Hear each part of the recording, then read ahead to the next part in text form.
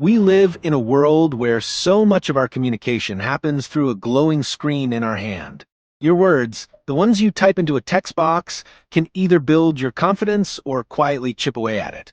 Here's the thing, you might be sending messages right now that unintentionally make you look insecure, desperate, or unconfident, even if that's not who you are. And the worst part? Most people don't even realize they're doing it. If you're on a journey to become your strongest, most focused self, you're in the right place. Consider subscribing so you never miss a step toward your best self. Today, we're breaking down 10 common texts that make you look weak and exactly what to send instead, so your words match the confident, capable person you truly are. Text number 1, sorry to bother you. We've all done it. Started a message with an apology before we've even said anything. It sounds polite, right? But here's the hidden problem. When you lead with sorry, you put yourself in a position of lower value before the conversation even begins. I used to text like this all the time. I thought it was the kind thing to do, but over time, I realized I was teaching people to see me as someone who believes they're an inconvenience. And guess what? People treat you based on how you present yourself. Confidence doesn't apologize for existing.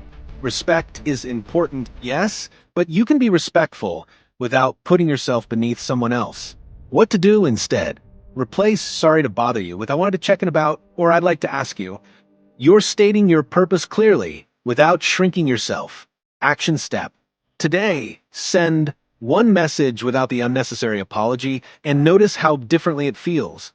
Text number 2. If it's not too much trouble, it's another way of telling someone, you're more important than me, and I don't deserve to ask for what I want. We've been taught to soften our requests so we don't seem demanding. But when you over-soften, your words lose strength, and so does the way people respond to you. You can be direct without being rude. Assertiveness is simply clear communication with respect. Instead, try, could you help me with, or would you be able to? This still leaves room for a no, but it communicates that your request is valid. Action step. Rewrite one of your softened requests today in a clear, confident way. Text number 3. I don't know if this makes sense, but by saying this, you've already planted doubt in the other person's mind before they've even read your point. A friend of mine used to start every idea with this phrase. She was brilliant, but the self-doubt in her texts made people question her authority before they even heard her out.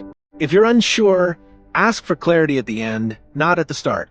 Instead, try, here's my idea. What are your thoughts? This keeps the focus on your message, not your insecurity. Action step. The next time you want to share an idea, lead with the idea itself, no disclaimers. Text number 4. Just checking in. This sounds harmless, but it can make you seem hesitant or like you're seeking reassurance rather than taking initiative. It feels safe. It's a soft knock on the digital door. But it's also vague, and vague messages rarely get quick, direct responses. Instead, try, hey, I wanted to follow up on, or can we confirm specific detail? Specificity makes you look organized and confident. Action step. Replace just checking in with a direct follow-up message this week. Text number 5. I guess makes your statement sound like you're unsure or giving up authority. If you've decided something, own it. If you're sharing your opinion, stand by it. Instead, try, I think or I believe. These show that your words are intentional, not accidental. Action step. Notice every time you type I guess this week and replace it with confident language. Text number 6. No worries if not. While it seems polite, it actually gives the other person a subconscious signal that what you're asking for isn't important.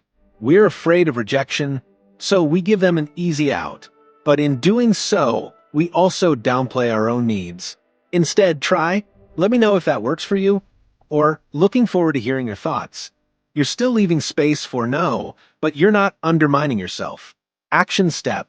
Practice ending your requests without automatically giving permission to ignore them.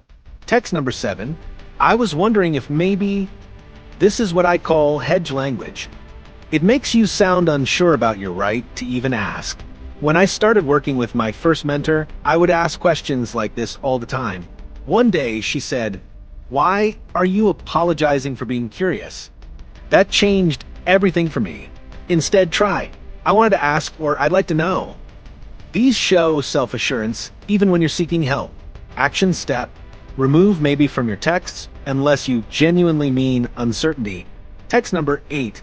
Do you have a minute? You're giving the other person an easy reason to delay responding, and you're also subtly asking for permission to matter. Instead, try, is now a good time to talk about?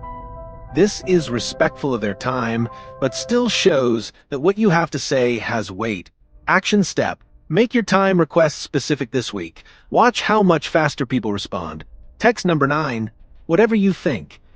It can come across as passivity, like you don't trust your own judgment. Being agreeable is not the same as being confident. People respect those who can share an opinion and still be open to others. Instead, try. My thought is, insert idea, but I'm open to your perspective. This is collaborative, not passive. Action step.